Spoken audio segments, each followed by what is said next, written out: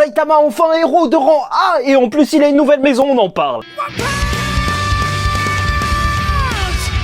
Mesdames et messieurs, ici Chaz et on se retrouve aujourd'hui pour la review du dernier chapitre de One Punch Man. Un chapitre qui se place au niveau de l'humour, bien entendu, après le gros arc face à Garou. Ça y est, on découvre un petit peu comment l'univers s'est donc reconstitué autour justement de cet arc post-combat face aux monstres. Et surtout, en fait, je trouve que c'est un chapitre assez intéressant, étant donné qu'il concentre un petit peu toutes les thématiques de One Punch Man dans ce qui semble être, à prime abord, juste un chapitre marrant. Et ça, je trouve ça juste génial. Et donc, on part tout de suite sur le début de ce chapitre, étant donné qu'on retrouve Black Sperm qui voulait être adopté par Saitama. Et ça, c'est juste génial, parce que Saitama, il va le considérer juste comme un singe très bizarre. Et c'est vrai que en soi, tu vois, il agit comme un singe, comme cette image te le montre. En vrai, quand il se tient à Rover, au chien qui est lui aussi un monstre, bah en vrai, bah voilà, il se comporte vraiment comme cet animal. Et c'est vrai que c'est assez drôle, justement, de voir tout ce qu'il pense dans sa tête, même ses différentes expressions faciales. On va dire, ouais, je vais me cacher chez lui et tout. Je trouve ça personnellement toujours bon à voir, parce que certes, ça montre que Saitama est naïf, mais surtout que pour lui, en vrai, au final, ça se trouve qu'il voit que c'est des monstres. Mais il s'en fout en vrai, même s'il savait vraiment que c'est des monstres et il ne le considérait pas comme un chien et un singe, est-ce que ça changerait quelque chose? Est-ce qu'au final, en fait, avec son niveau de puissance, ça change quelque chose que tu sois un monstre super puissant ou juste un chien ou un singe? Je ne pense pas, et ça c'est génial. Et d'ailleurs, en fait, en parlant de considération, c'est là où le chapitre va devenir assez intéressant, même avec un joli sous-texte, étant donné que déjà on va avoir cette image de Saitama, et je pense que c'est une image centrale pour ce chapitre, qui se retrouve donc à aller vers la nouvelle base de l'association des héros, un complexe qui a été créé, et je trouve que cette image elle est forte, parce que tu sens en fait que Saitama il est un petit peu seul au monde et tout, enfin tu le sens qu'il est vraiment déconnecté de ce monde-là. Et même, en vrai, qui se retrouve avec des monstres aussi, qui sont un petit peu perdus, cette bande de... presque, ouais, des losers, mais des beaux losers. Je sais pas, je trouve ça vraiment beau, en fait, le thème de One Punch Man, c'est là, en marge de la société. Mais bon, donc, en fait, à l'intérieur, ce qu'on est en train de nous expliquer, vu qu'on avait vu l'appartement la semaine dernière, enfin, le mois dernier, avec l'ancien chapitre, et qu'on n'avait pas eu d'explication, c'est que c'est un complexe qui a été créé, justement, pour héberger les héros. Et là, il va y avoir une réunion de présentation, où, justement, ils vont nous dire que les héros qui se trouvent à l'intérieur sont des héros de classe A, tu vois, ça c'est assez gros, et bien sûr les classes S, mais là où ça devient très intéressant, c'est que, en fait, certains appartements sont vides, et ce qu'ils comptent faire, c'est de les vendre aux plus riches, et ça... Voilà, en fait, le monde de One Punch Man a subi de nombreuses attaques avec de plus en plus de monstres qui ont attaqué. Et au final, voilà, ceux qui sont riches peuvent avoir la sécurité auquel ils prétendent. Et c'est un petit peu dégueulasse et en même temps, ça va dans le jeu de critique de la société qu'essaye d'instaurer One Punch Man depuis le début avec la société héroïque qui est en fait un parallèle avec la société, le monde du travail où, voilà, t'es rangé selon ta classe et tout. Et même, c'est encore une fois appuyé par le fait qu'il y a une vieille riche qui va faire ouais mais en même temps c'est des humains, ils sont en classe A, enfin tu sens qu'il y a un mépris, il est juste incroyable, c'est dégueulasse. Tu vois deux mecs, deux héros de classe A, tu vois ils sont là pour sauver les gens, ils ont une vocation, ils ont des rêves. Et au final, on dit, oui, ben c'est des gardes du corps, ils sont juste posés là, et même, même la présentation, justement, de l'association des héros, elle va les défoncer, ça fait mal. Franchement, j'aurais pas aimé être à leur place. Ils vont faire, oui, vous inquiétez pas, on a des robots pour vous protéger, qui ont été créés par Metal Knight, encore une fois, un personnage assez mystérieux, hein, qui pourrait se révéler être un ennemi par la suite, surtout avec ce qui va arriver à la fin du chapitre. Mais voilà, il dit que, en fait, ces robots, en fait, d'après Metal Knight, sont plus forts que toute la classe A réunie. Et ça, c'est dur, tu vois, c'est très dur. Non mais sérieux, quelle humiliation! Quelle humiliation! Quelle humiliation!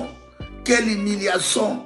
Et donc ce qu'affirmera l'association des héros, c'est que cet endroit est sûr, ils sont sûrs d'être en sécurité grâce à ce dispositif. Et c'est là où Saitama, bah, il est là pour te chambouler, en fait, tout ce que tu attends, en fait, dans ce monde. En fait, il n'y a aucune chose qui est sûre tant qu'il y a Saitama. Et c'est même intéressant qu'il soit introduit par le fait qu'ils disent que, de toute façon, la sécurité absolue, on peut pas l'avoir. Alors que si, en fait, il y a un homme qui est tout le temps en sécurité puisqu'il va se pointer devant justement sa porte, sauf que bien sûr le système de défense va s'éveiller parce qu'il y est accompagné de deux monstres et déjà il va juste les éclater et ça je trouve ça génial parce que t'as un petit détail qui a été rajouté et qui n'était pas présent dans le webcomic, c'est le fait que Rover, le chien, parce que tu vois je commence à le trouver mignon, tu vois, je me dis ah c'est cool Saitama avec un chien, bah en vrai il allait tirer un rayon laser avec sa bouche pour éliminer le robot si Saitama ne l'aurait pas fait. Et ça, je trouve ça cool. Et même, on peut se demander s'il est encore assez fort, même Rover, pour affronter ce genre de robot.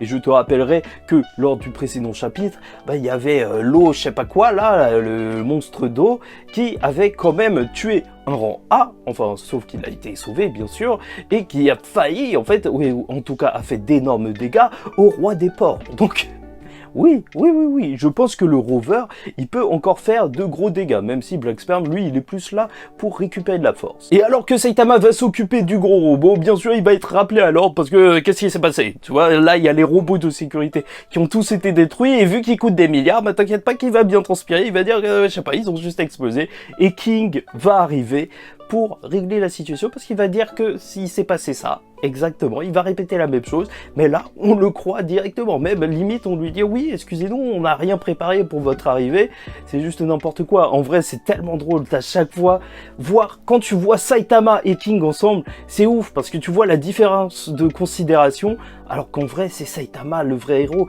et ça, c'est génial. Est-ce que, en fait, même globalement, tu vois le sous-texte, est-ce que ton travail, il est reconnu à ta juste valeur ou juste à l'apparence que tu lui donnes, tu vois, parce que tu connais les collègues qui font semblant d'être intelligents mais qui sont, oui, ils sont faibles, et peut-être que c'est moi, tu vois. Et c'est donc sur la conversation de Saitama qui rend sa Game Boy à King et qui dit que en fait, ils pourront plus faire de combat et de toute façon, King, il est sans merci quand ils sont en train de jouer aux jeux vidéo, et ce qui va impressionner les autres héros qui vont se dire mais comment ça se fait qu'il parle à King, qu'on va apprendre juste en cette fin de chapitre qu'il est passé au rang A à la 39e place, et ça c'est juste génial, ça y est, il commence à monter petit à petit. Je me demande vraiment c'est quand qu'il passera en S. Peut-être que ce sera à la toute fin de la série, ou peut-être même qu'il y aura même plus d'association des héros, et il sera bien mal, puisque en vrai ce sera lui le premier héros.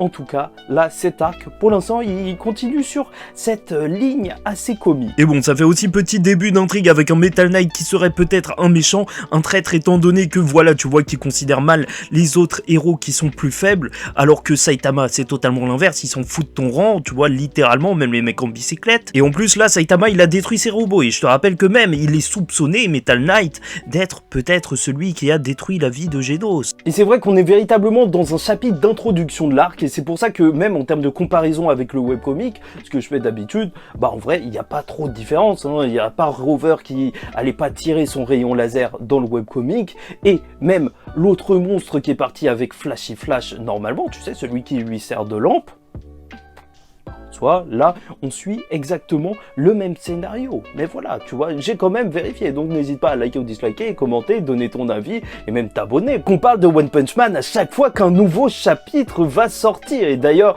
voilà, je vous ai fait la vidéo sur la chaîne principale parce que vous me l'avez demandé et c'est un plaisir. Enfin bref, globalement c'est ça, un chapitre qui concentre tous les thèmes de One Punch Man, et même qui pourrait faire comprendre la série à un néophyte, parce que tu tomberais sur un Saitama qui est ultra puissant, King qui lui vole la vedette, justement un thème où tu vois des riches qui profitent de la situation, qui ont pas les mêmes droits en fait que n'importe qui veulent la sécurité à un point où ça en devient risible, tu vois, ils payent des milliards pour qu'un vieux chauve en fait il vienne tout péter, c'est juste excellent.